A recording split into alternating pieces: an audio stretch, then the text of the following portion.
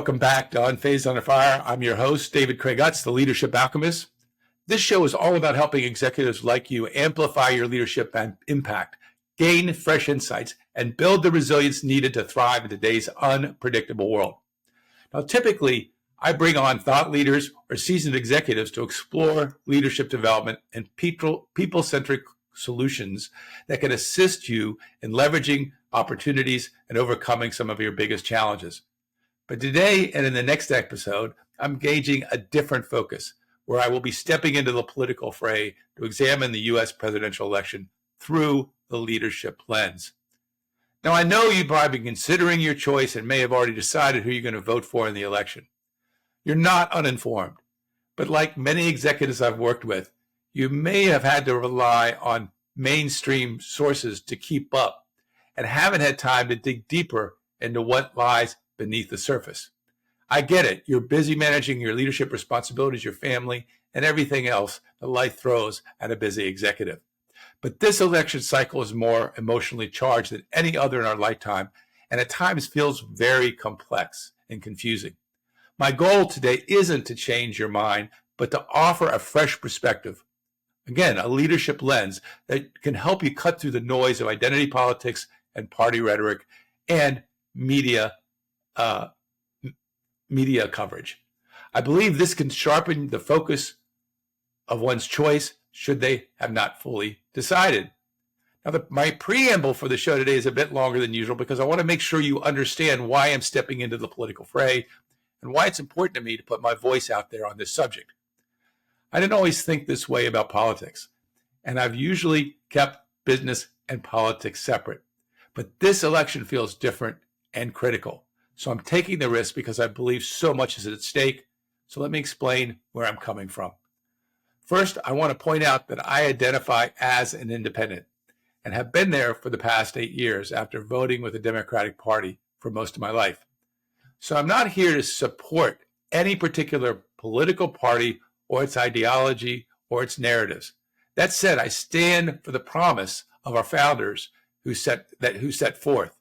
And I take a stand that we live in the greatest country ever created. You see, at its core, the human spirit is unlimited in its ability to create immense value and to love profoundly. And when the human spirit is fully awakened in an individual, that person uplifts everybody around them. In my role as an executive and team coach, I relish supporting my clients in releasing the human spirit in the workplace because when that happens, it sets the stage for the extraordinary to unfold. And the United States of America is the only country in recorded history founded on fully releasing the human spirit to deliver on its promise. And we are also a nation grounded in the notion, in God we trust, and in supporting spiritual freedom. The United States is truly a beacon of this promise for all the world. And this is far more important today than ever because much of the world is moving towards greater censorship and control of their populations. And this is the context behind why I'm doing this series.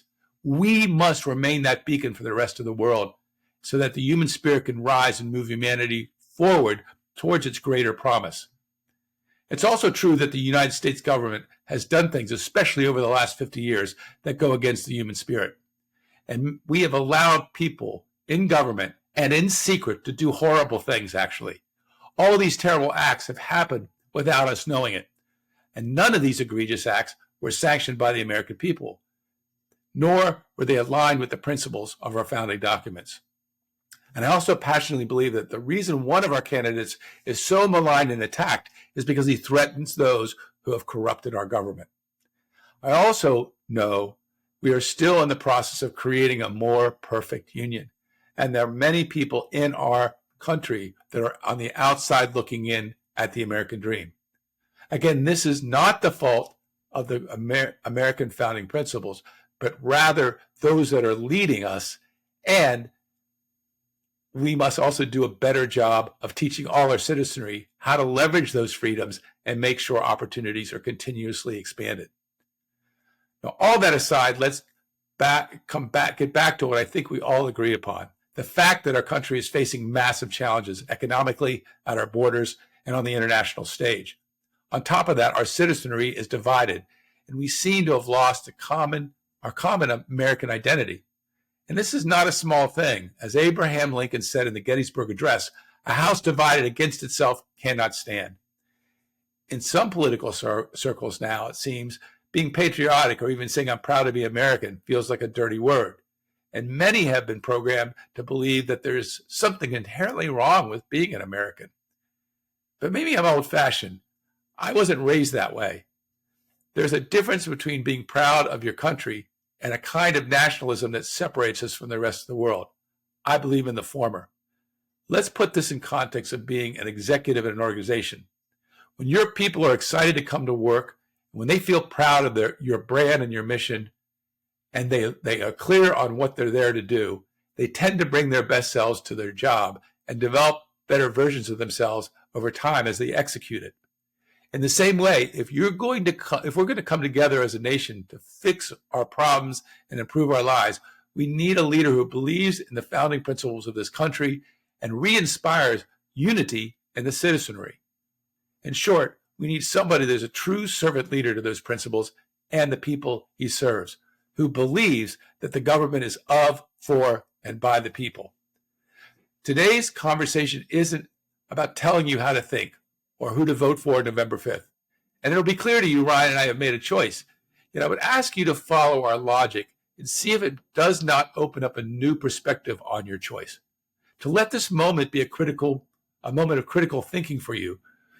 And the first law of critical thinking is to question what we believe and what we hear from others. And given that, I also expect you to hold what we say in the same light. Again, the focus in here is what will best support us in strengthening our republic so that we can help all our citizens carve a pathway to the American dream again. I prepared for this show in two critical ways.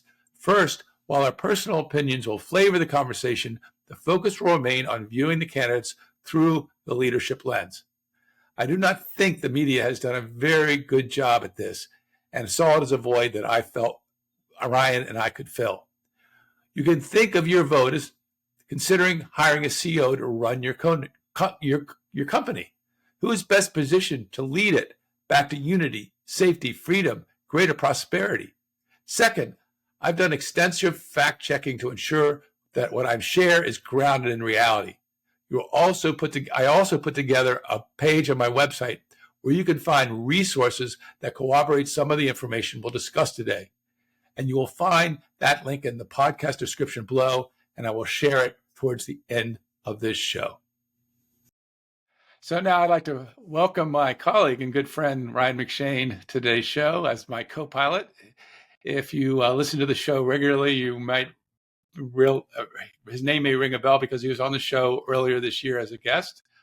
Ryan's firm, HR Evolution, is dedicated to enhancing organizational and individual performance and operations. It's ensuring that organizations are balancing the needs of the people, the planet, and profit. And with a decade at HR Evolution, he's committed to transforming workplaces with services like leadership training, HR consulting, and career development. And he and I have had countless conversations, one-on-one conversations over the years about leadership politics and the challenges we face as our country. And he shares my passion for getting the truth out. And I couldn't think of a better person to have this conversation with. And I think combined between us, we have at least 40 years of leadership development experience. So we have a little bit of expertise to bring to this show. So it's great to have you back to the show. And I'd love you to start by just sharing, why did you decide to step into the fray with me? This is kind of not dangerous territory, but it's unusual territory for us. What motivated you to join the show, and maybe a little bit about the background, about your thoughts on this subject? Yeah, well, first, let me just say what a delight it is and what an honor it is to be joining you for this conversation, David. And for your guests and listeners today, just to give you a sense of this, David and I have been friends for a number of years. And, I hearken back to the days where we would meet together at a diner and have long, in-depth and very deep conversations about all kinds of things. And, to continue on with that in a podcast format, it just seemed natural that we would have these kind of conversations and continue with those real connections that we've had. A little bit in terms of my background, you spoke to it, and 25 plus years in human resource management, the last 10 of which have been running HR evolution. So it's evident I love leadership, and I love talking about leadership and all the things about people-centric kind of components of the work world today. And I don't always get those kind of conversations. I know when I start talking about those kind of things with my wife, she kind of glazes over a little bit, which is not too I can relate. untypical, right? And so I get to talk about my two favorite topics, what's going on in the world from a larger standpoint, as well as leadership. And you've really set up the forum for being able to do that. So I'm delighted to be here and just excited to have this conversation with you. Great. So I want to talk to you a little bit how Ryan are going to chunk this conversation down today. We're really going to keep it to four foci pertaining to the choice of president through the leadership's lens. First, we're going to let's talk about the foundational outcomes that everybody wants, that the citizenry of the United States most desire at this time in history, given the challenges we want and what we want from a leader, which will be generalized and won't talk about candidates. Then as leadership, experts will look at the crucial leadership qualities that a president must have if they're going to be the CEO of our country and lead our country forward during these times, the experience they must have to deliver given the challenges we face. And in tandem with that, we're going to be talking about the candidates at that point. We're going to be intermixing those like 5 leadership competencies, or try to get to 5 leadership competencies and talk about the candidates of choices around those things. So they'll be in parallel. And finally, we're going to step back and do a bit of fact checking around what the media might have been saying about these candidates to ensure you're making a choice. You're making a choice based on truth and not lies and misrepresentations, according to us. Also, as I mentioned in the outline, I do have a webpage that I've developed to kind of help you with that research. If you decide you want to use that, you can do, of course, your own research, and we encourage you to do that. But that will be also shared at the end. So, Ryan, before we go on, feel free to share anything you would like, anything additional about what I just said before we go on. Yeah, I think it's really important for the audience to have a very open mind and really consider this information based on the intention of why it's shared. It's to get you to think a little bit. It's to get you to question the things that you've been told in the past and why you believe what you believe. I think discernment and critical thinking are characteristics of any good quality leader. And that's really your target audience, those great leaders out there. And how are they running organizations? We know that the detriments of taking a small piece of information, thinking that we have the whole picture, and then running with this information only to find out later on that we missed a little critical nugget of truth that would have changed the entire landscape of what we understood to be shared in the beginning. And so that's a cautionary tale that probably all of us recognize in our own walk of life. But also a part of the messaging today is to be really open-minded, be very flexible in terms of your approach to things, and stand back and observe not only your thoughts and why you think the way you think, but also how is information being shared with you?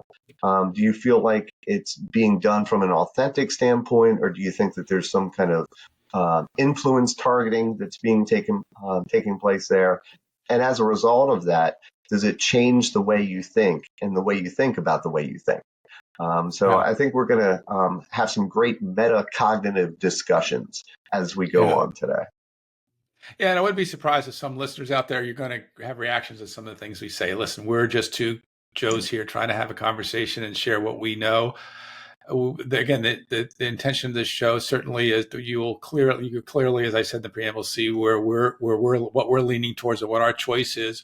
But the idea is that we're grounding that not in as little as we can in political views, and more in through the lens of leadership and what we feel we need right now in our country. So I say that, but I want to start by talking about what is it that we all want, because I think that's the important foundation from which we have to look at the playing field here. To me, I go back to the founding documents that this country was founded on the life, liberty, and the pursuit of happiness.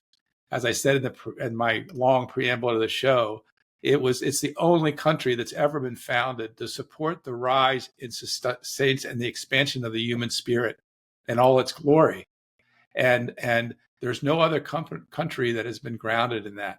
So I think that's number one. Now, as I said, also, we haven't done a great job in all ways of providing those open doors to people in the country, and we have to do a much better job of expanding those opportunities. But that's what people want. They want the pursuit of life, liberty, and happiness, and they want and in the context of that, they want a safe environment. They want an environment where they're in their communities and they can know they don't have to look around when they go to their car or when they go downtown, or they don't have to be concerned about their children walking home from school. They want a safe community that is caring of our children and our families and the safety of our families. I think, we certainly want to be on the international stage reducing the heat so that we have a greater chance for peaceful engagement, because that's better for us and our safety and our prosperity as it is for other people in the world. And so that's another thing. I don't know what And else. here, Dave, What do you want to say here, Raj? well, I was just going to say, here we have our first example of the parallels between what's going on in modern politics and leadership in corporate America today. You know what it's like to walk into one organization and experience these are the cultural norms. These are the things that you're permitted to do in this organization based on the leader and the notion of what they approve and what they don't approve. So you can walk into one organization, and it's very much a part of the culture and the norms to behave this way. Whereas you walk into another organization, it's very much, oh, we don't do that here. This is very much a part of the norms and the culture of the organization. Yes. So much of leadership and its influence on culture is permission based. What do we accept and what do we honor and what do we thwart in terms of our social dynamics and even accountabilities within each organization? And you parallel that out to you can look at the environment today. What's permitted today? What can you speak about today? What can you not speak about today? And that's a bigger part of the leadership zeitgeist in terms of who is the leader at the helm of our nation at that particular time. So it's not lost on me how much leadership has an impact on what you're permitted to think, believe, do, and how you relate and interact with others.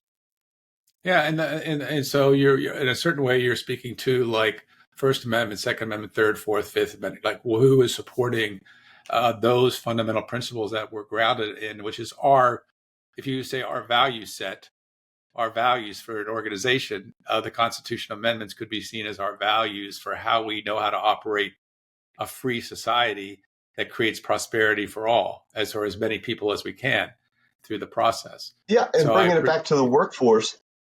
I'm sorry to interrupt. And bringing it back to the workforce.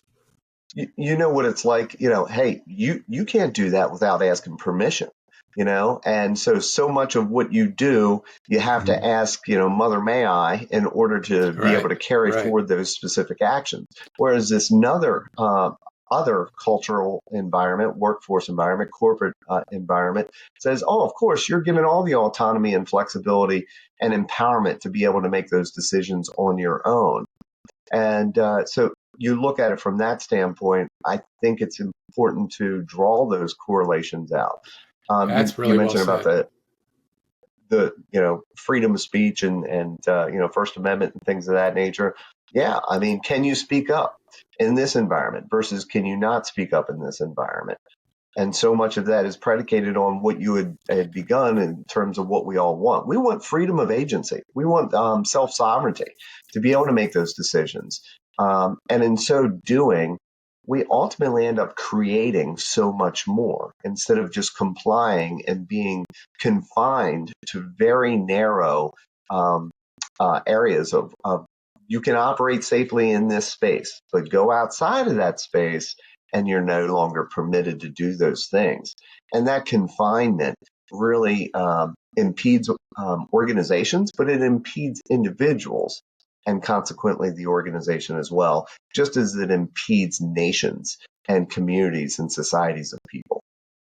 Absolutely. Well said. And the research shows the more you have that, you understand what some guardrails are to support healthy interaction, especially around conflict and things like that, how we operate with each other. But the more you have that freedom, the greater the innovation and possibilities that exist. And when you start shutting those things down, you have a different experience of potentiality. Yeah. You could even take it even further down the psychological rabbit hole. And, we all remember being in high school psychology and learning about Maslow's hierarchy of needs. And you see that pyramid there. And at the very bottom of that pyramid is survival. And when you think about the state of being when you're in survival mode, is that everything and everyone outside of you, when you're operating in survival, is a potential threat to you. So think about the environment that's being created by media right now, and certainly modern politics is all about fear and intimidation. So it's designed to thrust you into that psychological model where your neighbor could potentially be your threat. And obviously, when you're in that state of being, you're not creating, you're not problem solving, and you're not having quality relationships. And the same is true in corporate environments as it is in America today. And that's a parallel that I think is evident for anyone who has eyes to see, that that's what's being created and thrust upon us, because they don't want us to be self-actualized. They don't want us to question things and to really become our full potential, because then we are not as easy to control. And let's face it, a lot of what we've experienced in the larger zeitgeist of not only just this nation, but the world at large, is about control mechanisms. Well, again, there is that is so true. We are existing in a society right now with a media outlet, and certainly in many ways the political conversation, and one side, specifically the political conversation, that is seeking to make to spread fear and division, and to think poorly of half of our country because of a political point of view. Which, when you think about that, is how do we get there? How do we get there? Yeah. We got there because of the constant messaging that's going out. That it's well known that if you throw a lot of stuff out there into media sources over and over again, it starts affecting the psyche of those that are listening, that they're psychologically shifted. And so you have to begin question, so that and I think it gets back to what we want. I think what in the ideal world, it would be great to be able to have a conversation about different points of view and still love each other when we're walking away from the conversation. And it used to be that we, even in Congress, it used to be that the Republicans and Democrats could go after each other, and at the end of the day, get to some agreement and negotiation about a bill, right? That's not happening at all right now. And we have this thing where you can't even mention a candidate's name, and you're fearful of a reaction of people around you. And that's just really, you have to look at that as a very sad state of affairs. And that was not created by the candidates. That was created by the media. Yeah. And that was created by and to your political point, discourse. And to your point about media and the effort to divide us, one of my favorite quotes is, "A house divided amongst itself will surely fall." And you can extrapolate that out from a fractal standpoint. If you're divided within yourself, then you're splitting your energies, and you really can't be focused in the present moment and experience quality relationships, not only within yourself, but outside of yourself, with others that are important in your life. And you take that and extrapolate out to the team dynamics across the workforce. Teams that are divided amongst itself are not going to be unified in their pursuit of whatever their vision, mission, and purpose is. And then you extrapolate that out to a larger organization, and the same is true. And then extrapolate it out to a community, and then a state, and then larger society. You can see how this division tactic that is quite evident for anybody who has eyes that see in terms of the media is just creating those conditions whereby we will surely fall if we don't unite in some way, shape or form. And I think that goes for like the final quality that I don't know if I emphasize, but we need somebody that is seeking to unite the people around a vision that is uplifting and is creating possibility and not dividing us based on what we look like or whatever. It has to be something that can bring us all together as Americans first, and then look at how within our own communities we can both give back to our country, which is something all of us ought to be thinking about. And I have to think about how I can do more of that. Part of this podcast is a little bit of me attempting to do that with Ryan.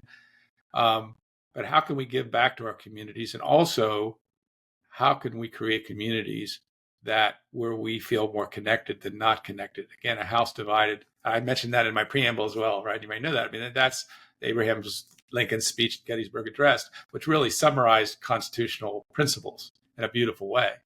So that's the kind of the other piece. Now, there's other issues that we face that are concerns of ours, whether it be abortion, education, and other things that are important issues.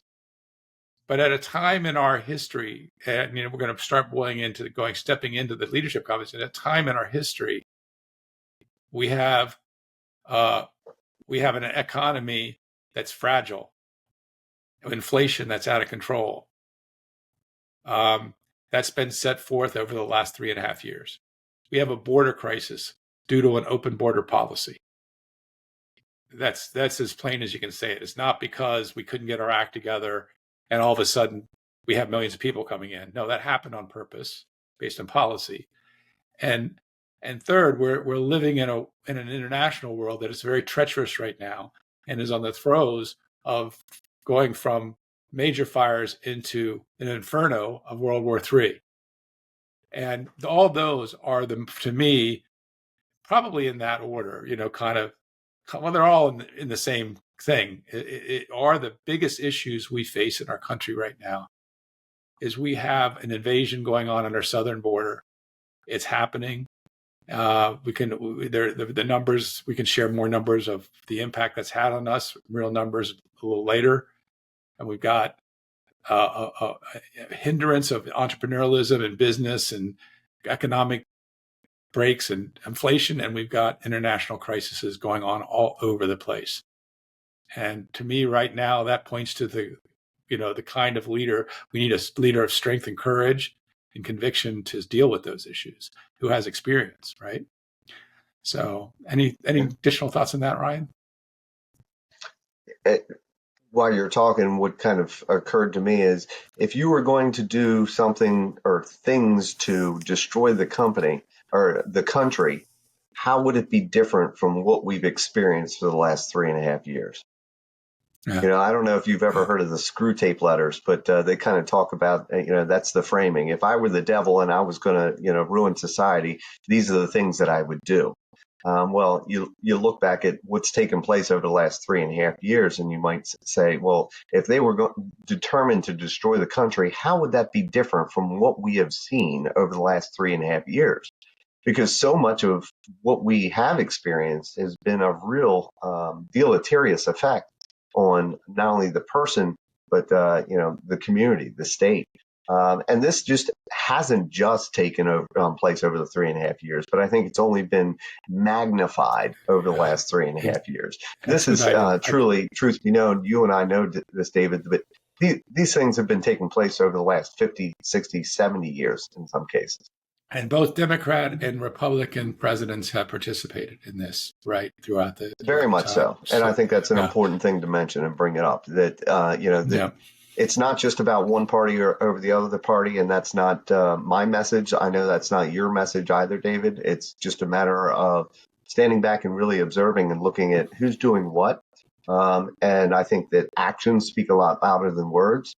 And we see that definitely personified in the media today.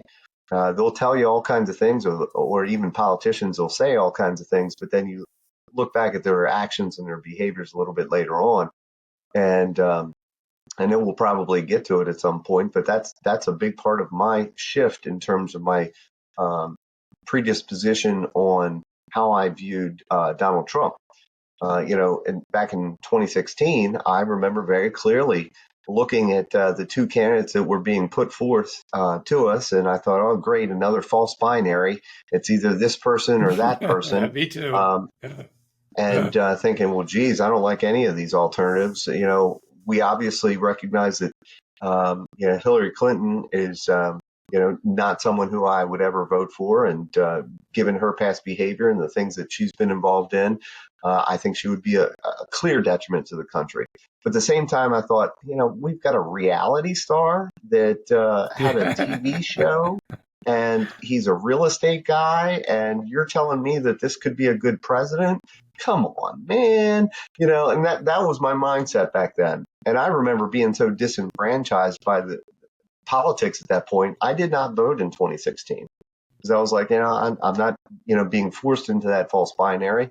I don't know that there's a better choice, so I'm just going to abstain. And then I listened to the inauguration speech by Donald Trump. And then I watched what he did in the first 100 days of his presidency. And one thing that really stuck out to me in the inauguration, and if your audience hasn't listened to Donald Trump's inauguration speech back in 2016 recently, or 2017 rather, I would invite you to go back and look that up because it is one of the most powerful speeches that you'll ever hear. And what really sticks out to me is we're not just transitioning from one political party to another or one administration to another. We are transitioning this country back to the power of the people, taking it from Washington, D.C., and returning the power to the people. And for me, I don't know about you, David, but that certainly resonated, and it gets back to the founding fathers' intentions of why they created this country and how the supporting founding documents really articulate how they viewed this country. So I started paying attention and listening at that point in time. And then I saw the actions that took place. It was promises made, promises kept. And I started to see the economy turning around. I started to see immigration being addressed. Certainly the border wall was a contentious speaking item for the 4 years under Donald Trump. But he was doing the things that he knew would be in the best interest of the people of this country, of America. And that was evident. We started to see record numbers of unemployment. In terms of low unemployment, we started to see all kinds of things that I never thought we would actually see, but that he declared to be his agenda items. And I started to see that one by one, he was addressing those things. And so I started lifting my head and saying, let me look into this. Let me pay attention to this, because as we know, condemnation prior to investigation is the height of ignorance. And so I admit that back in 2016, I condemned both of the candidates at that point. And one of those candidates I knew nothing about. And I only started paying attention, really listening to what this gentleman was all about during the next 4 years. And I became quite impressed. Yeah, I mean, and as before we jump into leadership, I'm going to share a little bit about my story because I think it's similar. 2016, I couldn't vote for either candidate. I voted third party just as a protest vote that year. And I had voted Democratic up to that time. And actually, I voted Democratic in the last election, which I regret a little bit. But, it took me kind of seeing the disenfranchisement of Bernie Sanders in the 2016 election and how he was dealt with, whether or not I would have voted for Bernie or supported him. The way he was dealt with was very unfair, I felt. Then you had the vice chair of the Democratic Party standing up, Tulsi Gabbard, and saying, I need to support him because it's been unfair, and how they canceled her afterwards. That just left such a bad taste in my mouth because I have such deep respect for that woman who served our country 3 tours in her ad. She's a lieutenant colonel in the military, and just really one of our, I think, the bright leaders in our nation right now. And so that started that, and then the pandemic came. And I'm not going to go into a lot of pandemic stuff because I don't want to get in trouble. But see, that's again what we're talking about. You can't talk about stuff that you're concerned about, right? Yep. Because you'll get canceled, or you might be demonetized or whatever. Right? But the way that was managed initially, as if it was coming from a scientific standard, we've now learned, and it's well out there now, if you haven't seen it, that most of those strategies were not scientific at all and were made up. Social Yep. distancing, uh, the whole lockdowns, which was detrimental to the economy, letting liquor stores stay open, but you can't go to church. Things like that were done just as it felt weird and wrong. And Again, if you so were going and to then do things, yeah, go I'm ahead. sorry, I was just going to say again, if you were going to do things to ruin a nation, Yeah. how would it be different from what you saw happen? Yeah, I mean, at first you basically had fear, and so people were listening. What should we do, Dad? What should we do? And so, did we get great advice? What I think I will say I noticed during that I think is very clear and won't get me into trouble is the overall health of the American people was not spoken about. It was like there was ways in which you could take care of yourself that were beyond taking a vaccine. We didn't talk about eating well, exercising, getting sunlight, whatever, or taking care of your immune system and how you could do that more effectively. And having people talk about that, it was don't worry about it, just take the vaccine. And so I'm so glad you brought that up. yeah. So again, I'm so glad. and I'm not talking about any particular thing that was recommended, but it was like this week, just listen to us.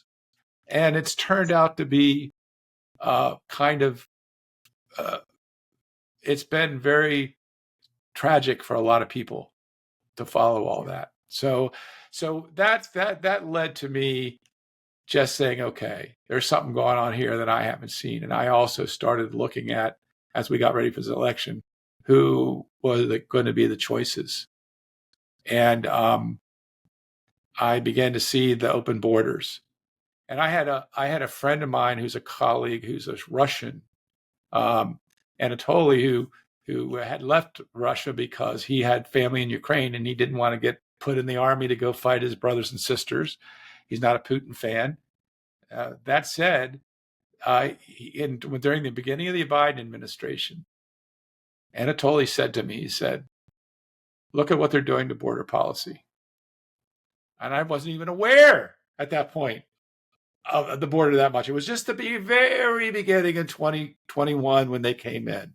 And they started Mhm. canceling all of Trump's executive orders and started catch and release again, the catch and release policy again, and open told border guards to keep their hands off as people came in. They started really redirecting policy. He said, they're going to flood your country with millions of people. That's what Putin did in Russia to gain his power. He flooded the country and began to minimize the identity of Russian nationals. And immigrants started getting away literally with murder and stabbings and things like that and let off. And Russian citizens were basically left to their own devices. We're also Yeah, I seeing this remember in, very. yeah. Yeah, So I this is a remember very complete, clearly. go ahead. Mayorkas coming out on TV and telling us how he had canceled at least 17 policies of Trump related to the border and how they were proud of that fact. Once again, the clear contrast of, Trump was doing everything that he could to protect American citizens and to protect the border. And he initiated all kinds of policies and programs to ensure that that would take place, only to have this new administration come in and reverse every single thing that he did. That shows that stark contrast. And it speaks to what Anatoly was talking about and advising you to look into. And when you have gentlemen like Mayorkas to come out and announce that proudly that they were doing those things, I knew that only bad would follow. Yeah, and it's so true that there's in my on my web page that I provided for people to see some corroborated facts on some of this. There's an interview with a former border guard executive on there who basically said we've never seen anything like this in the history of our country at the border. the craziness that we're dealing with. And he said he believed when Trump left office, we were 6 to 9 months away from a completely secure border. Hmm. And so, you can, anybody that's interested, when I show you the webpage, you can go and watch that interview. So yeah, again, it's so there we have it. That, and so I opened my eyes and ears and noticed the things you said, that his results are watered down and he didn't really do that great, and you look at how the information goes out there, but if you dig down deeper, and I have an interview with Gary Lamb coming up following this one, who's an African American gentleman that has been through kind of some challenges in his life, and said during the Trump administration, money was flowing so much more in the African American communities. And Trump did have record low African American unemployment rate during his presidency. That's one of his calling cards of his results. That's continued with the Biden administration. I'm not sure, and it's gone lower. I'm not sure it's because they continued his policies or they've done something different. I'm not educated on that. But at the time that Trump was president, they had the lowest African unemployment rate in the history. And Thomas Sowell, who's an economist and a well-known, beloved economist and wise man in our world, has corroborated this and said, yes, that's true. So there you have it. That's kind of our stories and where we came to. So you probably see where our choices, but let's talk about this go back to a leadership lens and talk about why we believe the choice is the choice we believe. So there's 5 competencies we want to look at in this presidential election. Vision and aligned policies. So any leader that goes into an organization, they have to have a vision and a strategy and a set of executable plans to realize and turn that vision into reality. If they don't, there's no North Star. And so financial resources, talent resources, et cetera, we all know as an executive, I'm speaking to the choir, to this audience, if you don't have that, you are not going to be very effective with your resources. You're going to tend to spend on your favorite pet programs. And that may not be, your board may not like that at the end of the day, and you're probably going to get fired, right? You can't do that. So you have to have a vision. Second thing is ability, we said, to unite the country, to bring people together. Third is executive presence, gravitas.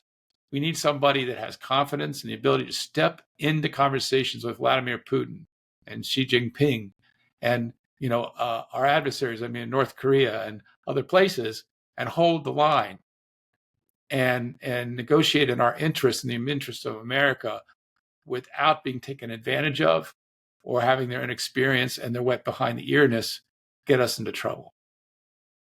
We need a leader to bring together a talented, diverse team. And I'm not just talking about diversity from a point of view of ethnic, gender, and racial diversity. While that's valuable, I'm talking about diversity of points of view that can look at the issues we face in healthcare and, in the economy, in other places, to make sure that we have a really stellar team.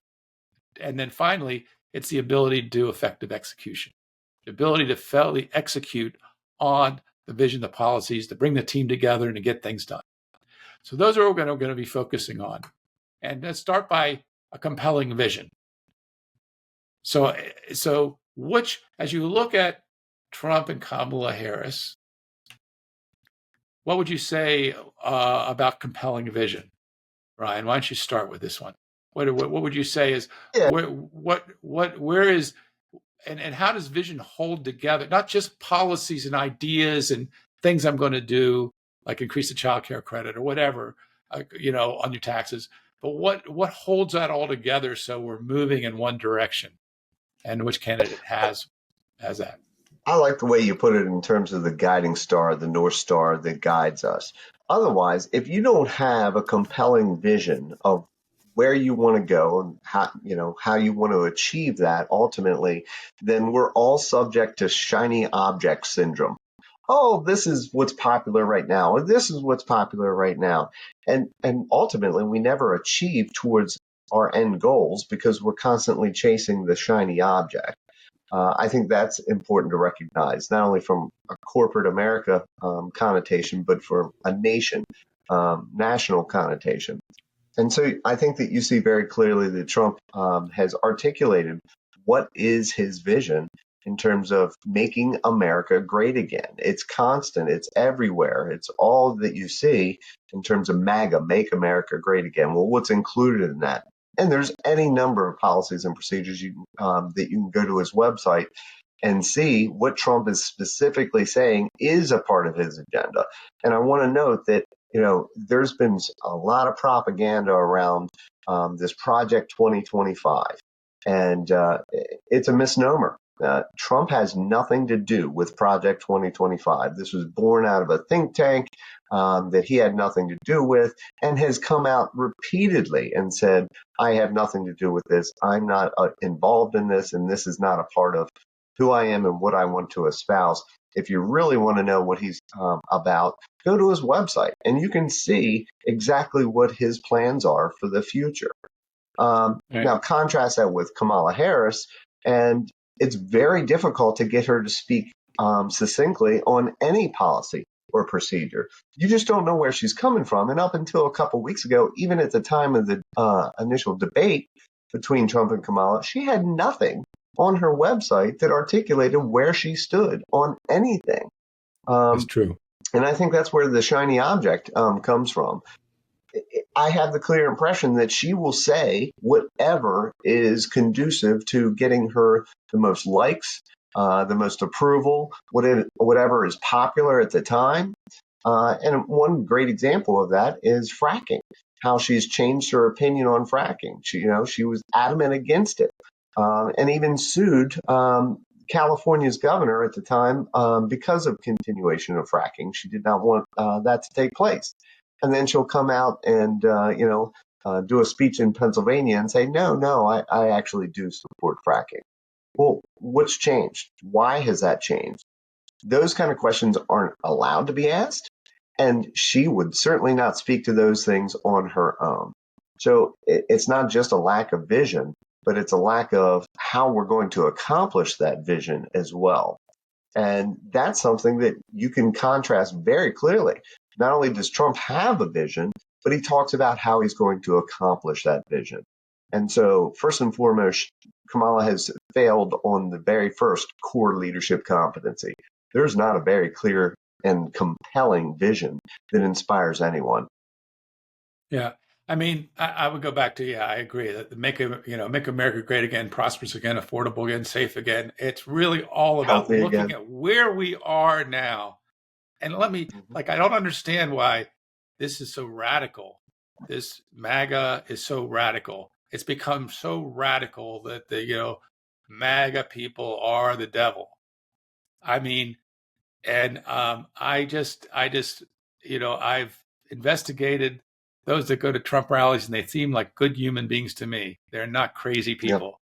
Yep. In fact, there's several funny videos of actual liberals going to Trump rallies and falling in love with the people at the rallies and saying these are pretty crazy, amazing people. So it's funny to see that we have this idea of who people are until we talk to them, because we're told to stay away from them because they're dangerous. And there we go. But I think that to me, that is that he has a crystal clear vision that I think if you really think about it, you can get around. And he has those 20 clear policy stances, which is close the border, end inflation, make America dominant and energy producer again. He has clear things he's going to do to generate that he did a lot in his first administration, right?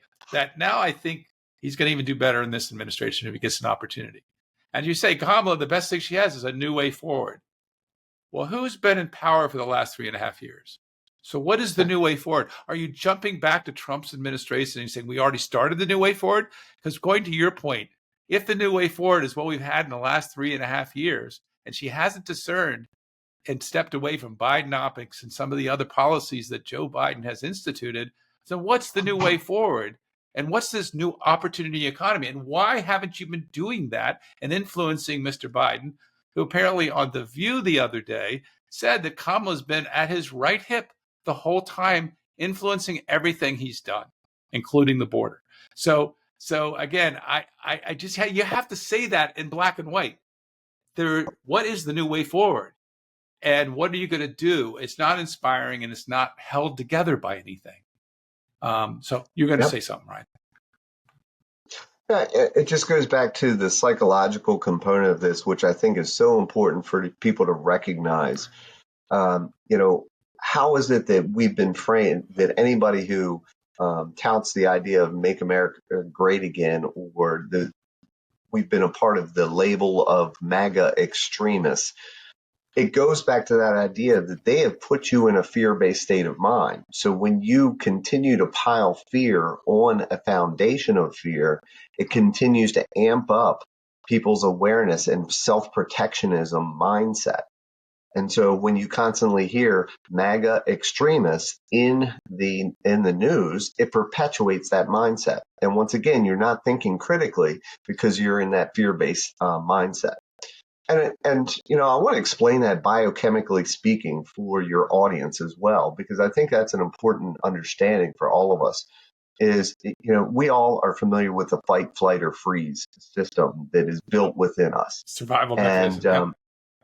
Yep. Actually happens when that takes place is the blood that circulates in the prefrontal cortex, where the higher processing and cognition takes place, that actually separates us from animals, is this notion of fight, flight, or freeze. And so when you engage in that and your system is triggered into fight, flight, or freeze, the body literally shunts the blood from the prefrontal cortex, where that higher processing takes place, down into the hippocampus, where it's the most reptilian aspect of the brain that equips your body to fight, flight, or freeze. So in other words, you're not going to be solving math problems when you're running away from bears. Okay? You're not going to be able to think critically when you're in a fear-based mindset. And that's important for leaders to recognize, because we all face a lot of stress and a lot of anxiety around that leadership role. And there's a lot of things that come at us in a very short period of time. And so clarity of mind is critically important to make good decisions for your company. But the same is true for yourself and your own agency, but as well as for the country as well. And I think I pointed out and articulate this because I think it's important for us to all check in with ourselves and say, yeah, we have to recognize we are constantly being manipulated around the basis of fear, because they know, the people that have the agenda to manipulate you know that you can't think critically when you're a fear-based mindset. Yeah, it's so true. And this starts going into the second thing we want to talk about who is a uniter and a divider, because I think the divisiveness of the resources, and we'll hopefully have some time to get into this, and I share this on the web page that I've developed. A lot of the things that have come out about Trump, like he's warns it's going to be a bloodbath if he doesn't win, or he's going to be a dictator from day one, have all been interesting parts of a quote out of context. Yeah. And these are the things that get floated out. And I think the formula that they have figured out is that, as you saw in 2016, the initial reaction to Trump was what? To, I don't really like what comes out of his mouth. I don't know if I could. He's a weird. He's out there. What the heck? And they leveraged that, and then started dumping lies about the man into the public to corroborate that blood rushing out of the prefrontal cortex into the survival mechanism to give you more reasons to dislike the guy. And they've been mostly lies, if not all of them have been lies. I'm not saying that he's the perfect human being. Nobody is. He's got his issues. Sometimes the hair goes back on my back when he says things. But the bottom line is where you have to go back to what actions are being taken, not just words and emotional reaction, but what actual actions have been taken. Just one other thing, I was like, so I have a video on that webpage that shows what the media has said. It's going to be a bloodbath. And then the actual quote, which is what on this case, I'm just going to say what it was. He said, the American car industry is going to go down the tubes if they win, because they're allowing China to import cars into Mexico to be made in Mexico and to flood the U.S. car market. And if that happened, it's going to be a bloodbath for the U.S. car industry. Right. And they said, Trump said, if he's not elected, it's going to be a bloodbath. So Yeah, it's that's kind what of the like that media is. trope. Yeah, It's kind yeah, of like that trope of Charlottesville, that there's fine people yeah. on both sides. Their I'm sides, sure and that's I have another that example. quote is also on that. I have a couple videos that show like 8 or 10 quotes that has been misquoted or mis out of context. Him Good. that's being Yeah. another one of them where he said, he completely said it's not acceptable. Those people are not, white supremacists, and those people are not somebody that we should be, supporting at all. And it Right. was put out of context again. So that to me, it goes back to like the division that's happening, but who's going to unite us? Now, I would say in a way, Trump is a divider. He provides a dividing line. And the dividing line is, before I go to the other side, the dividing line is, do you want continued corruption? And do you want a country that continually is going down a path of it not being, it's kind of being anti-supporting of the citizenry and the people? Or do you want the people to be supported? So he is a divider to the side that is creating all this propagation of propaganda against him. And that's, you have to start paying attention. Why are they after him so much? But he is separating himself and shining a light on something that is dividing, as creating a division, but it's getting you to see the choice. And then you have to look at, how was I convinced on this other side of this choice? What is it that I actually see in reality that corroborates my choice? Do I look at comments he said, or do I look at actual actions he took and how he took those actions? So, but at the same time, I think if I look at becoming an American again and having an American identity, to me, there's not is a very clear choice. Trump is trying to get us to re-identify as Americans and reconnect to the founding principles of our country. Now, many people would say that, well, look at what he did at the end of 2019 and 2020. He denied the election. He was behind J6. So, what are your thoughts on that? I mean, I would say, like, isn't he dangerous in that way, Ryan? Well, I think that I'd have a little trouble with the election too when you have as much information that's been coming out related to how the election has been manipulated. It's very suspect that 5 swing states all stopped counting the votes at the same exact time, only to recontinue counting the votes at 3 o'clock in the morning after a mail-in ballot dump. That on its face is quite suspect.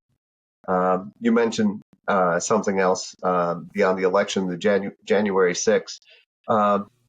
It's not lost on me that his Twitter account was canceled right after that event. And what did he do? Is he went to Twitter, and the video was shown of him in his speech that specifically said, "Let us assemble peacefully and patriotically and have your voices heard." And Yes. for a couple years that he was banned off of Twitter, that message wasn't allowed to proliferate. You went to Google, you went to YouTube, you went to Facebook. Anytime you posted that video of him saying, "Let's assemble peacefully and patriotically and have your voices heard," it was taken down because that wasn't allowed to be a part of the messaging out in the media. So you see that there's obviously some clear manipulation of what's being shared, what can be shared, what's not allowed to be shared. And that should get you to question everything. Why is that taking place? And again, I think he's a uniter. He's also a provider of freedom, of empowerment, of autonomy, of self-agency and sovereignty. And everything that you see outside of that is designed to control you, manipulate you, and make you think in this very certain and diminutive way in terms of not only yourself, but your neighbors and the people around you. And I think that there's a clear contrast for people who have eyes to see. Yeah, absolutely. Well, there's so much misinformation. I mean, he actually asked for 10,000 troops to be deployed on J6 ahead of Yeah, time, knowing that it could be a tricky day. That was said, yeah, no, that didn't happen. But now it appears that during the J6 committee, there was testimony from his chief of staff that actually, indeed, President Trump did request those troops. And that has been that has been buried. in the testimony. So and Nancy Pelosi even has a video clip, which I share on my webpage, Yes. that acknowledges in her car privately that she was responsible for the lack of security on J6. Also, it's interesting on J6, there was a chief of police for the Capitol Police. I'm sorry, I can't remember. His name has escaped me because I was getting so ready for this podcast. But it's also that video. He was interviewed. He was not interviewed by the J6 committee. He's not been on the mainstream media. You would think the chief of the Capitol Police would be pretty important witness for the J6 committee, and also important guy to talk about J6. He's been wiped off clean until Tucker Carlson had an interview with him. And his story in that interview is also on the webpage. And you watch that interview, he has a different perspective of what happened in J6. And when he was constantly calling Nancy Pelosi to call in the National Guard, please, Nancy, call. No. 6 p.m., finally she calls him in when it's all over. So again, I just think there's a lot of misinformation about that. The other side of this, pointing back to the uniter, I want to just say what Trump has done with the Republican Party. Because most people think of the Republican Party still in the old way. He has remade the Republican Party to be more like the Democratic Party I used to love. It's a big tent party. It's now, and he's pulling 25% of the black vote right now. Most people don't realize. That is amazing and historic. Not since Ronald Reagan has a Republican pulled so much of the black vote. He's got 55% of the Hispanic vote. In fact, now women in Middle America are starting to lean into him because of his protection of children and his desire to protect children and his policies to protect children and to cut down on child trafficking. So he has built a big tent party and that's why you have Liz Cheney and Dick Cheney and some ex-presidents, Republican presidents, coming out supporting Kamala now, which is really weird that we're celebrating Dick Cheney and Liz Cheney supporting Kamala as a great endorsement, when fundamentally Dick Cheney, if you point down to it, you could say he was a war criminal. He got us to go into a war, along with Mr. Bush, that didn't have any weapons of mass destruction. So again, I don't think that I'd be proud of those endorsements if I was them. So let's move on. Let's move on to gravitas and weight and executive presence. So what are your thoughts about the difference between Kamala and Donald Trump? If we're looking at it, when I coach executives and you coach executive leaders, executive presence is the foundation of leadership. It's your ability to walk in the room and deal with whatever you have to face and somehow process it with some resilience and centeredness and ability to hold the space in the moment and then be able to direct people in a healthy, effective way to move things forward. It is the foundation of leadership, right? And if you don't have somebody with executive presence and they're walking in with a world leader that has more executive presence than them, more gravitas than them, who wins that negotiation? It's the foundation of negotiation, etc. So tell me, who do you think among these candidates, how do they weigh in on this area of executive presence and gravitas? What immediately comes to mind is it was only a couple of weeks ago that the Biden-Harris campaign was in Pennsylvania at the exact same time and the same location as Trump. And they visited a local community there. I believe it was a fire station or something along those lines. And, Biden and Harris come walking in and everybody's still milling around, talking with one another. And they literally walk in the room and no one knows that they walked into the room. And then a few minutes later, someone sees Trump approaching the building and you hear someone go, "Hey, he's coming." And the entire audience turns around to face where Trump is coming into the room. And immediately they explode with a roar of applause and clapping and appreciation for him. I think that's it's superficial, but it's a stark comparison to that executive gravitas. The other example is meeting with Zelensky the other day. So when you have Kamala Harris at the podium, I'm just saying what I see. I'm not like trying to make her bad or wrong. She's where she's at in her experience, and which is you could see it show up in front of the camera. She was on a teleprompter at a podium sharing her ideas about Ukraine and what we have to do to support Ukraine, while Zelensky's on the side listening, right? Now, juxtaposition that when Zelensky and Trump talked before they went into the conversation. No teleprompter. Trump was very magnanimous and sharing his engagement with Zelensky and saying that we have to figure out a way to end this war, to stop the carnage, to stop the destruction. We have to make sure it's fair. And, you could also tell when Zelensky's standing next to Biden and Harris versus when he's standing next to Trump. Zelensky's not necessarily as comfortable in his own skin next to Trump as he is against Biden. He's a little bit more, I'm kind of taking charge of this conversation with them. With Trump. And I want that with my president. I want people to be a little bit like not walking on eggshells, because I think Trump is very respectful to people and world leaders. World leaders have a great deal of respect for him. And you hear that. So I see that again, the weight of who do I want? And I go back to, there's one story I love that's a little bit shocking maybe to share, but I go back to how he dealt with the Taliban and the story of Trump and the Taliban leaders. Yeah. I mean, this is what we want for president. So he had the Taliban leaders, and this is the 18 months, it was like 2 years before he left office. He's meeting the Taliban leaders, and Trump had a plan to leave Afghanistan in a staged, effective way. And he was meeting the Taliban leaders, and he's saying, we're going to exit Afghanistan in this staged, methodical way. And so I want you to know that we are leaving your country, and we understand you'll probably be, a big part of the leadership there after we leave. We understand that. So we want to let you know we're doing that. And oh, by the way, and he said, if you touch one hair on a U.S. soldier's head in the next 18 to 24 months as we do that staged withdrawal, I will kill you. And the translator stopped and looked at Trump and got his eyes. You sure you want me to translate that? And Trump said, translate that.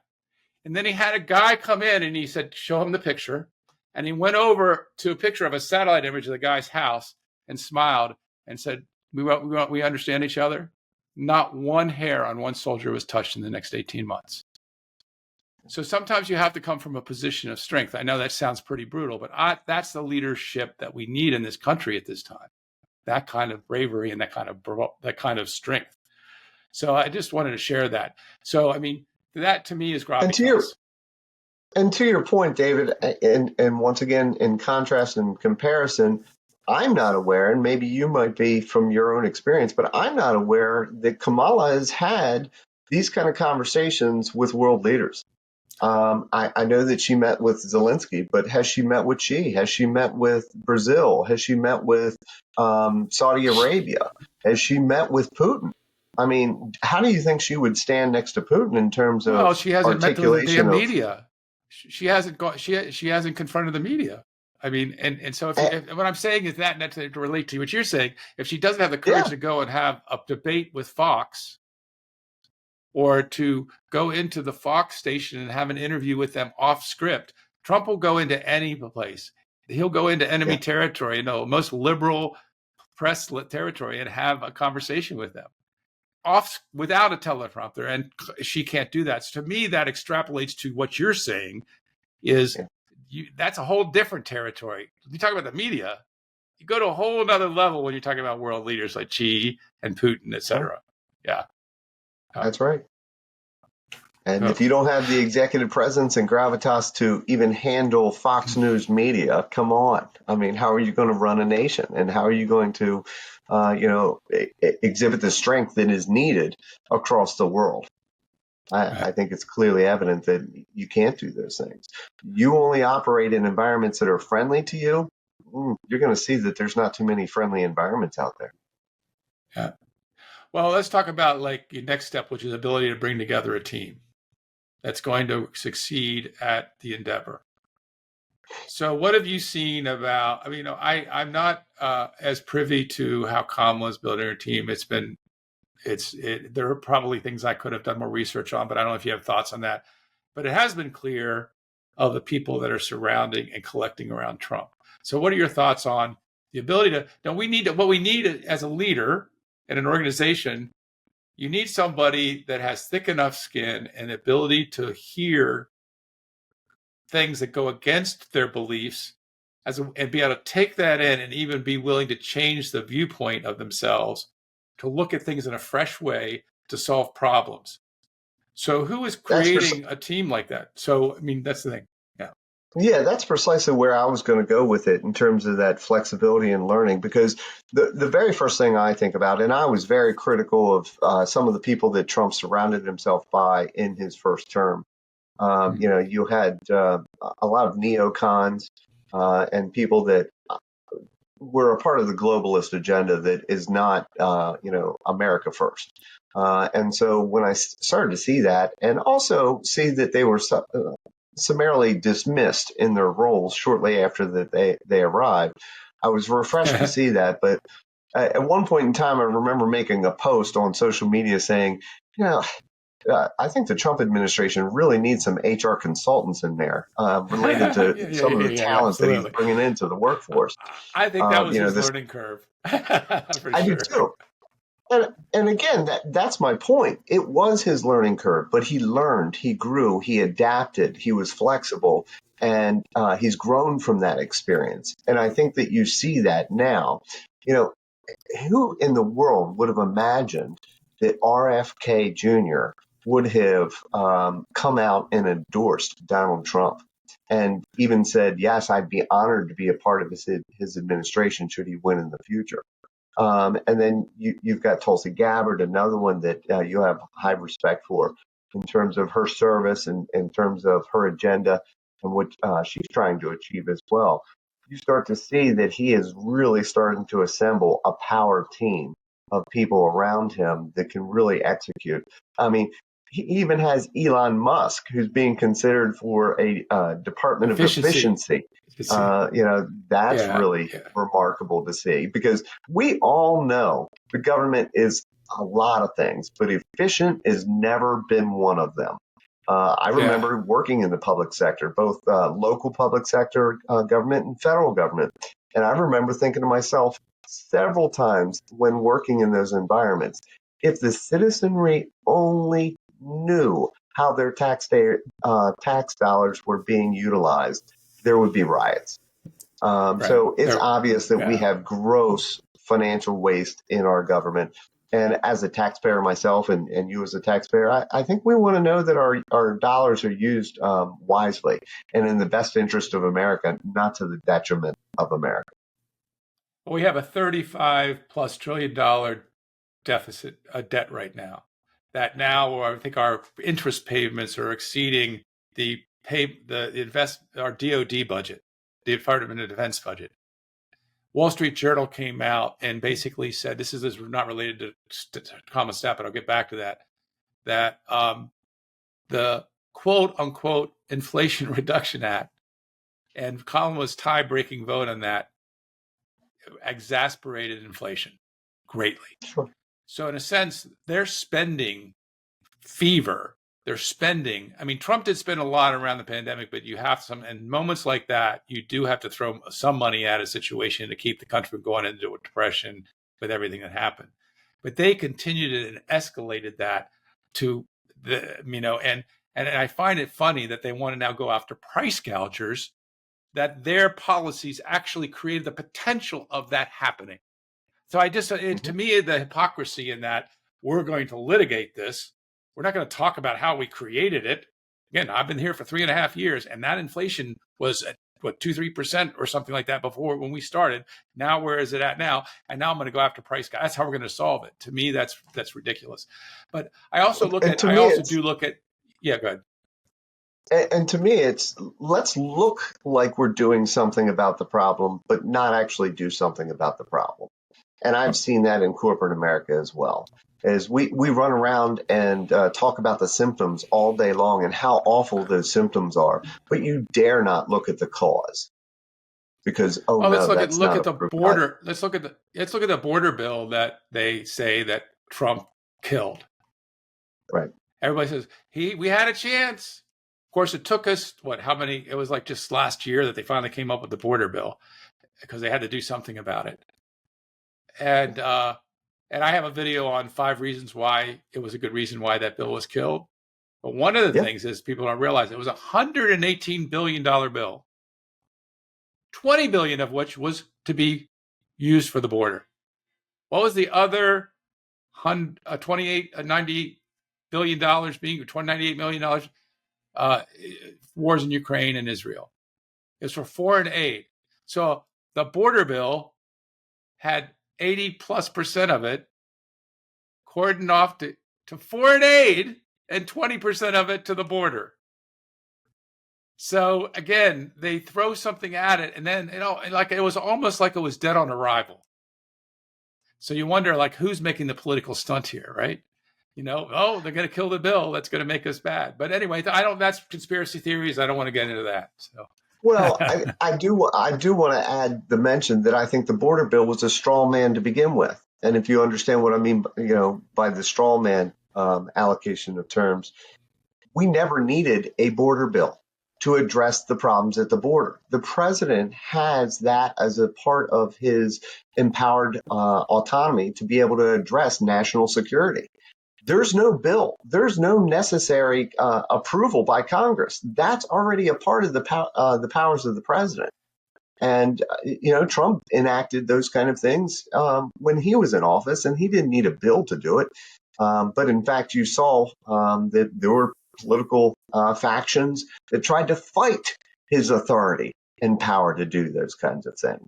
So to say that, hey, we had a border bill out there and it was great and it was going to solve all our problems, but, Trump got the Republicans to shoot it down is a complete misnomer and a manipulation of facts. Well, the proof of that is after the border bill didn't pass, Biden did do executive orders, but he did executive orders not in the same way that Trump did them. So that's they ended up doing that anyway. So it's funny.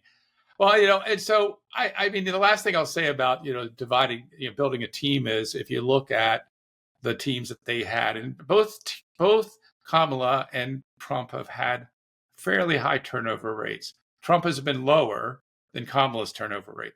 Kamala has a 92% turnover rate on her team. Now, if you imagine an organization as a leader, if you had 92%, and these were voluntary resignations, not forced resignations. Oof. People could not live in the toxic environment that she created. That's well said. And there were a lot of articles on that before she got anointed to run for president that I point to, again, on my webpage. Her people they get chewed up and spit out in her around her. Now, Trump had a higher, I can't remember what his turnover rate was, wasn't at 92%. But they were involuntary resignations. They were forced resignations, like, okay, you're not doing the job. You're fundamentally fired, but I'm going to let you do a resignation letter because you're not doing the job. So there's a difference in how you execute. And that's the last thing I want to talk about is execution, is who has the ability to execute on their vision and get people to do stuff that is consistent. And it goes back to your thing, the promises made are promises kept. So any thoughts you have on execution ability between the two characters here?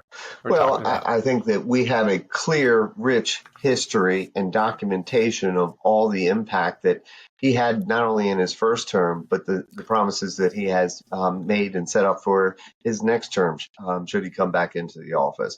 And, we can see in stark comparison with the Biden-Harris administration, what has been done over the last 3.5 years.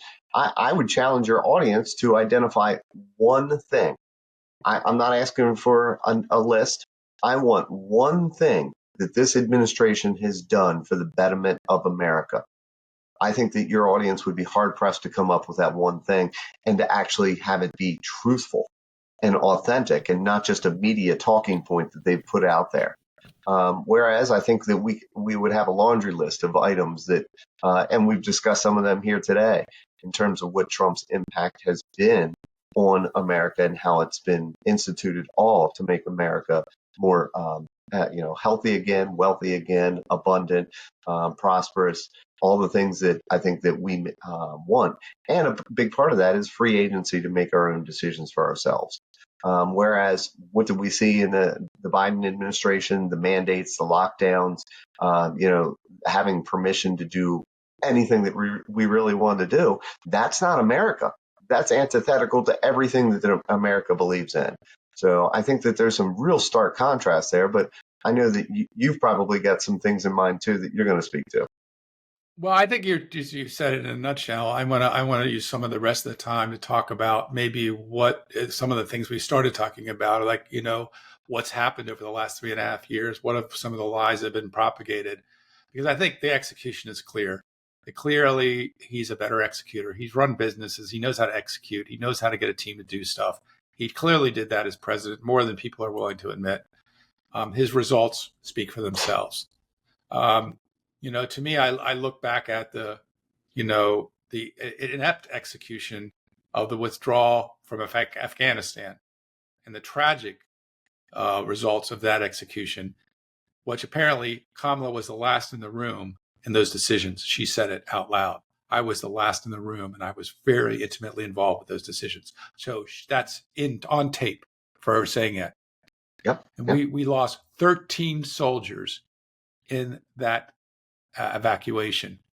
Nobody had been lost up to that point. Trump had the last 18 months of his administration, no life lost in Afghanistan.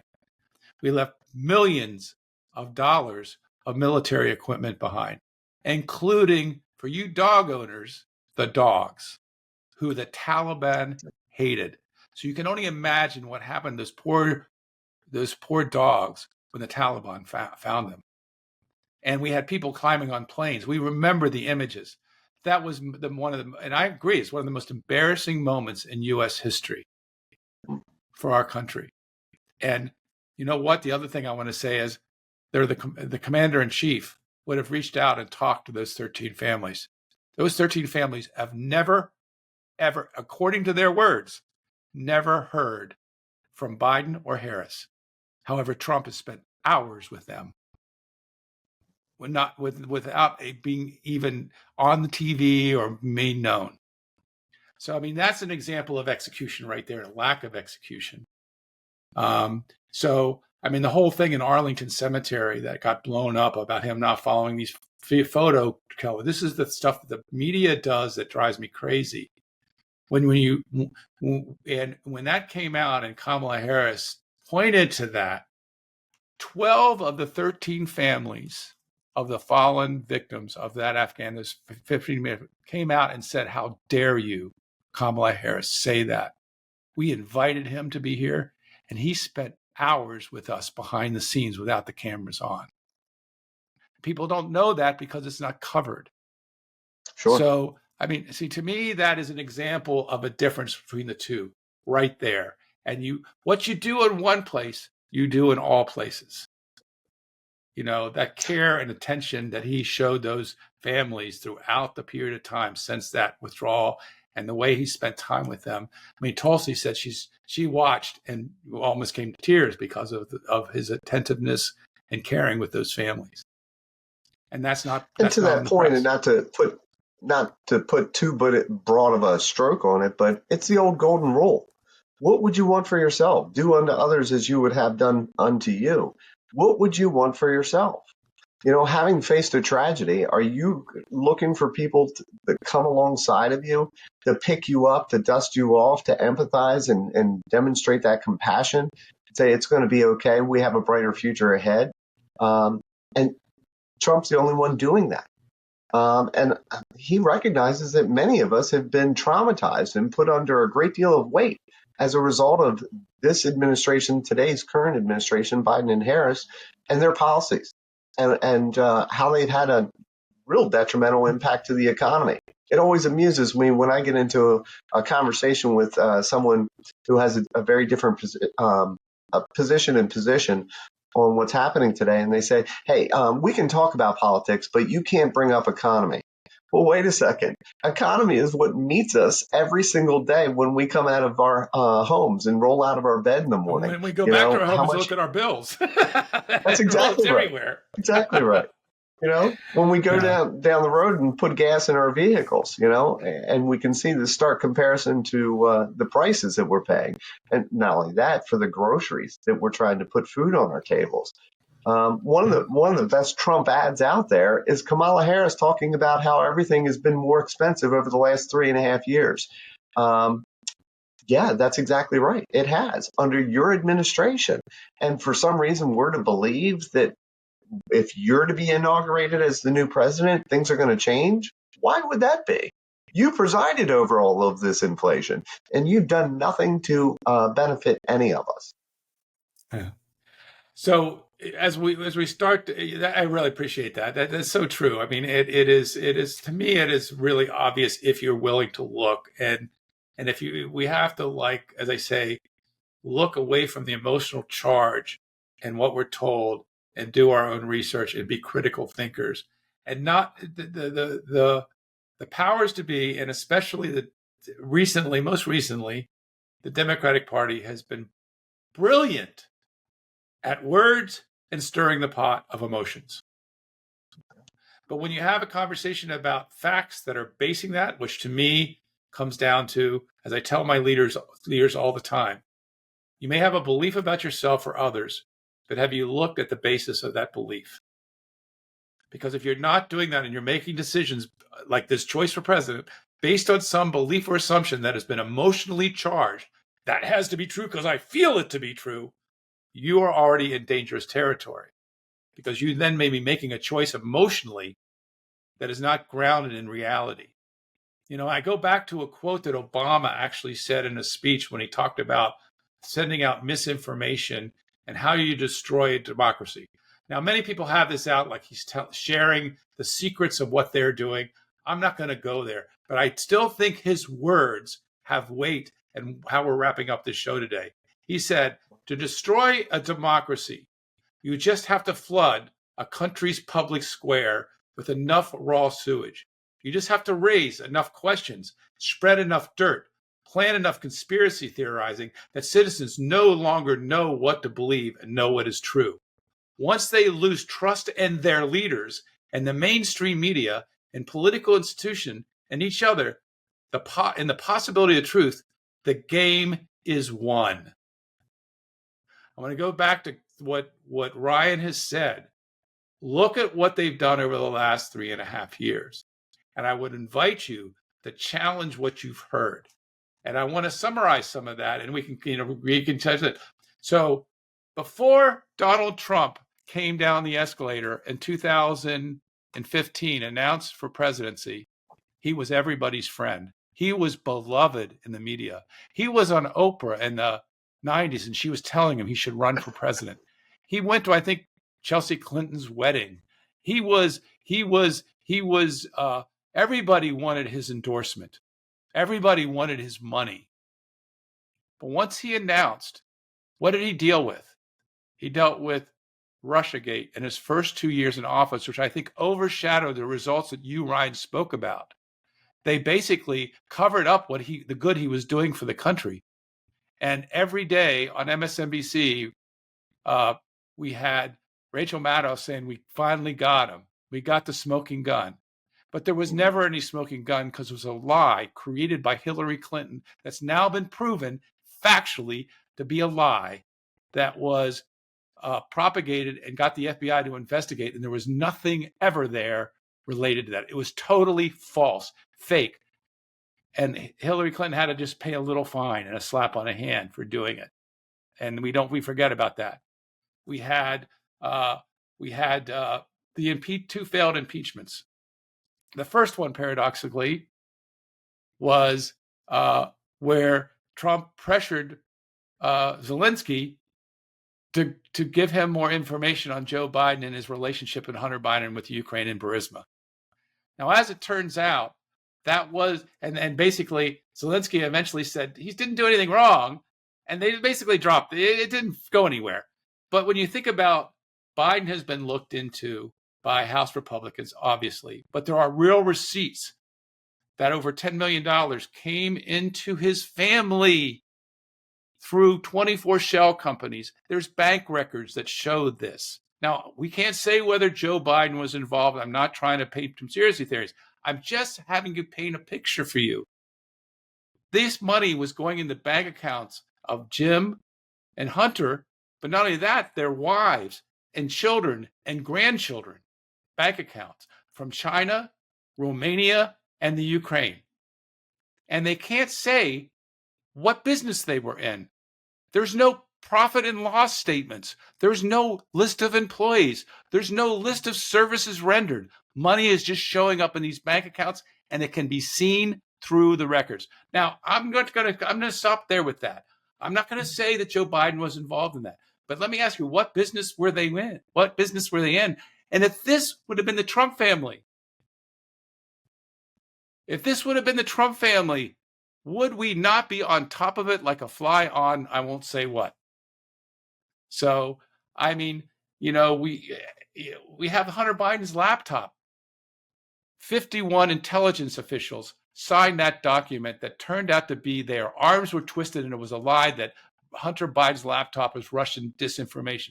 That wasn't done by Trump. Who twisted their arms to sign a document they didn't even believe in? Then you have the indictments. We won't go into that a lot, but I will say that many legal scholars say that Trump's Sixth Amendment was trampled all over in the law in the case in New York, and that is a weak at best, if a conviction that will be overturned easily. And it's so funny that the 32 counts. You think of 32 counts, that was the number of months that the record was on. And it's like, think about your QuickBooks or your P&L statement. 32 months that it was on your P&L or your QuickBooks statements. That's the 32 counts that this particular misappropriation or legal fees was wrongly labeled. That's the counts that will go against them. And when you think of it that way, it's not really much, if it is anything. So we continue from there with Trump being on three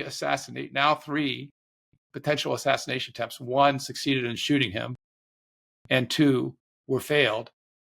And there's some information coming out that missiles were being actually, got into the country to potentially go after his plane from Iran. We'll see if that happened, if that's true. That's still being looked into. So the question I have for everybody is, why is he with nothing? And all of this, would you say anything has been found out really, Ryan, substantial about Trump being negative? Do you think anything has come out about him that has shown that he's something wrong here? Nothing that's been substantiated, not whatsoever.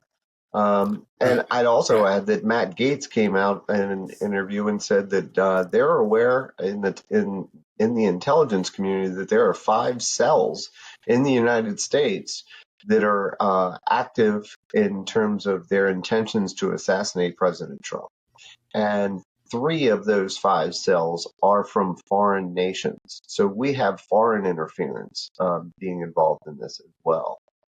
So, I mean, obviously that's alarming and something that we need to be very diligent about and addressing. Yeah.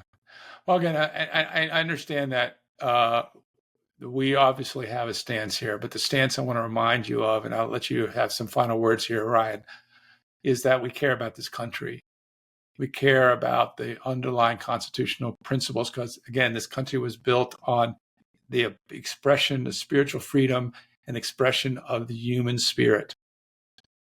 And, here we have over the last number of years, slowly but surely, and escalated, as Ryan said, in the last 3.5 years, of a dampening of putting down restrictions on that freedom through First Amendment situation, from First Amendment cancellation, et cetera, Second Amendment being tampered, Fourth Amendment being minimized, and obviously in certain ways in which Trump has treated, the Sixth Amendment has been confronted. So we have those things happening. And we believe that a free society and a society that we are a federation, not a pure democracy, a federation of states where local government, the more closer you get to the people, the city and state governments, is where you have the greatest power of citizenry. And we've created a country that allows for that power to be exerted. say what you will about policies and decisions and ideas that maybe go against you, but you have to look at those areas that we spoke about at the top of the hour, which are our security and safety in our communities right now, with the illegal immigration invasion, with the economy that's dampening every family right now and making it challenging to get through every day, and the challenges we have internationally. We need a leader that's strong. Any final words you would like to say before we go, Ryan? Yeah, David, and thank you so much for inviting me to be a part of this conversation. And I hope that your audience, really receives this with the intention that it was put out there, is for critical thinking and discernment, and to really stand back and evaluate from a leadership lens, who you're going to make your choice for in November. And to that point, I subscribe to a model of leadership that's articulated as servant leadership. And so I'm going to share with your audience very quickly some characteristics of servant leadership. And I'm just going to ask Please. that at the end of this list, you think about which candidate personifies more of these characteristics than the other. Being purpose-led. And we talked about having a vision and mission and purpose, and who actually has one. Authentic values from top to bottom. That empathy, that compassion, that love, that freedom, that empowerment, and that appreciation for all people. Being service-oriented, being economically sustainable. Giving is a part of the culture. Having a multicultural view, that big tent that you talked about, David, where all are welcome. Being transparent as well. Love him or hate him, you always know where Trump stands, and he's going to share exactly what he's thinking. Flexible practices, learning, growing, adapting, and being flexible based on the conditions that you're facing. Being collaborative and inclusive as well. Focusing on culture and brand. Continuous improvement is a part of our DNA. This is how we operate. We're constantly looking to improve. Service is everyone's job. And personal responsibility and ownership predominate the relationships and characteristics of the culture. Those are servant leadership characteristics. Those are what I espouse in terms of my work with leaders. Okay. And I know that those are what you espouse as well, David. And I would just ask everyone in your audience who's listening to this to think about that in the context of how they're thinking about the world around them today and the two political candidates that we see before us. Yeah, and yeah, I think that I really appreciate that. It was a great summary for the flavor and what we were trying to filter this through. And I would say that if you had an emotional reaction that Trump or Kamala doesn't fit that, then do your research and make sure that reaction is true and grounded in reality. And I'm not saying that you're not thinking this through, but we all have our reactivity, and that reactivity has been ramped up to a ridiculous rate right now. We need to find our center again and feel connected to our hearts and what we care deeply about. And we all know that, as we said, a house divided cannot stand. And we are divided right now. We need an ability to find a way back together. That'll either occur through leadership or some event that may lead us down a path we don't want to go, into a place that we then have to build back up. Because what happens is when the human spirit gets confronted, and in a sense, its context gets destroyed or is greatly impacted, eventually we get down to our heart and say, we got to do something differently, start working together to build this back up. So we can either allow the thing to completely spiral out of control, or we can start saying, who can take us back forward to reconnect? And ultimately, we've said who we think that is. But I want to, Ryan, I want to really thank you for joining me today in this conversation, and for your powerful insights, and just the ones you shared on servant leadership and everything else you said around critical decision making and all that. Your personal journey and your vision and your, I always just enjoy having a conversation with you about things, and I appreciate your willingness to dive in this, and so I wasn't doing it all alone, because this is a big step for both of us. If we're coming out, because I feel it's important to come out and to talk to executives and leaders out there about what we're facing now, And I, again, respect whatever decision you make. I love my clients. I love my audience members. And I deeply appreciate your ability to believe in and act upon what you want. This is what makes this country a great place, to choose whoever you choose for president and to not listen to me at all. That's your right and your privilege. And I of course, honor that. But I hope you found some value in the subjects even though they were difficult to discuss, they found some value in the subject we talked about today. And we've covered a lot of ground and try to discuss it from a true leadership lens point of view. Somebody has, as Ryan summarizing what Ryan said, integrity, vision, courage to protect our freedoms, to ensure prosperity, to unite us as a nation. These are the questions we all have to reflect on, as Ryan so eloquently just said. And I want to be in service to that. And in service to that, I have created a web page.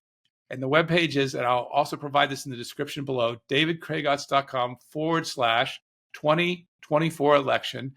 And it provides videos that fact check a lot of what the media said and it corroborates a lot of what Ryan and I have said and cuts down on the misinformation. It's verified. And I did a lot of work to make sure that these are sources that are directly from the horse's mouth, and we'll give you some information about what the choice really is. So if today's episode resonated with you, I really want you to invite you to share it with your colleagues and friends and anyone else who might benefit from looking at this in more of a creative way or a critical way. And I'll also be posting additional websites on the webpage as I think fit. So keep on coming back and checking that. So once again, thank you for tuning in to Unfazed Under Fire. I'm looking forward to our next show with Gary Lamb, which will be dropping in another week. I'm David Utts, the Leadership Alchemist, signing off for now. Have a great rest of your day.